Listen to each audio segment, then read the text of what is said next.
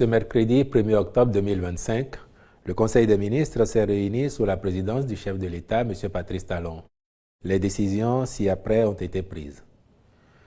Au titre des communications, contractualisation pour la réalisation de 4 systèmes d'approvisionnement en eau potable multivillage dans les départements du Zou, de l'Ouémé et du Plateau.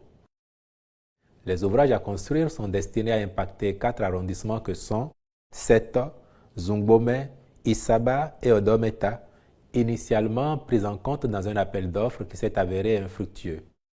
En vue de permettre aux populations bénéficiaires des localités concernées d'avoir accès à l'eau potable, le Conseil s'est prononcé pour la contractualisation avec des entreprises qualifiées en vue de la réalisation de ces infrastructures.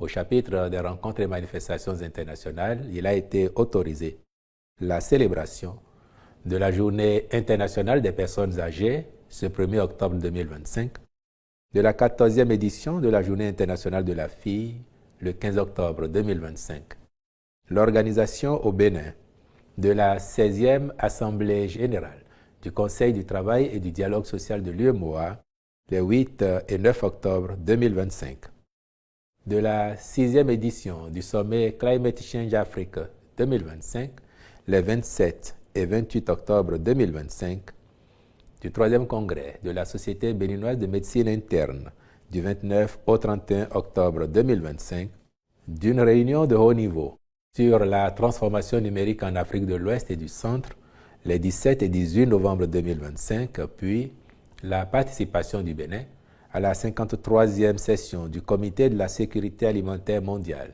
du 20 au 24 octobre 2025 à Rome, en Italie. Au chapitre des mesures individuelles, les nominations suivantes ont été prononcées à la présidence de la République. Président de la Fondation Semecity, M. Lionel Zinsou. Directeur exécutif de la Fondation Semecity, M. Fructueux S. Aho, je vous remercie.